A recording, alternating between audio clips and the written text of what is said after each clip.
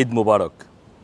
প্রধানমন্ত্রী ঋষি সুনাক মুসলিম কমিউনিটিকে ঈদের শুভেচ্ছা জানাননি এবছর, এবং এটা নিয়ে এক ধরনের সমালোচনা তৈরি হয়েছে মুসলিম কমিউনিটির ভিতরে।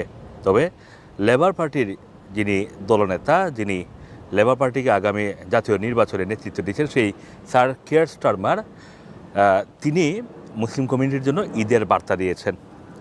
গত ঈদ উল ফিতরেও আমরা দেখেছি যে ঋষি সুনাক মুসলিম কমিউনিটির উদ্দেশ্যে ঈদের বার্তা দিয়েছিলেন, কিন্তু ঠিক নির্বাচনের আগ মুহূর্তে মুসলিম কমিউনিটির উদ্দেশ্যে তিনি যে সাধারণত প্রধানমন্ত্রী হিসাবে যে ধরনের বার্তাগুলো দেওয়া হয়, সেই বার্তাটি তিনি এবছর দেননি। এর পেছনে অন্য কোনো কারণ আছে কি না সেটাও এখন পর্যন্ত জানা যায়নি, তবে মুসলিম কমিউনিটির ভিতরে ভিতরে এটি নিয়ে কথাবার্তা হচ্ছে। স্যার কিয়ার স্টারমার তার ঈদের শুভেচ্ছা জানিয়েছেন এবং তিনি মুসলিম কমিউনিটিকে তিনি তার ঈদের বার্তা দিয়েছেন। মেয়র সাদিক খান দিয়েছেন। এর পাশাপাশি ওয়েলসের যিনি দলনেতা, সংসদের দলনেতা, তিনিও এই বার্তা দিয়েছেন। স্কটিশ দলনেতাও কিন্তু তিনি এই শুভেচ্ছা বার্তাটি দিয়েছেন। শুধুমাত্র ব্রিটিশ প্রধানমন্ত্রী ঋষি সুনাক দেননি। ঋষি সুনাক, আপনারা জানেন যে আগামী 4 জুলাই জাতীয় নির্বাচনে কনজারভেটিভ পার্টিকে নেতৃত্ব দিচ্ছেন। ইতিমধ্যেই বেশ কিছু ভুলের কারণে তাকে প্রকাশ্যে ক্ষমা চাইতে হয়েছে।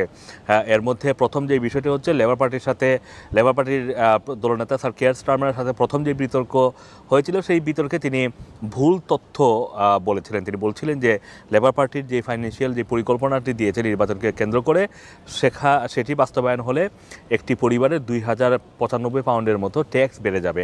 পরবর্তীতে এর কোনো সত্যতা পাওয়া যায়নি এবং প্রধানমন্ত্রী ঋষি সুনাক এক ধরনের ক্ষমা চান তিনি মানুষজনকে মিস ইনফরমেশন দেওয়ার কারণে।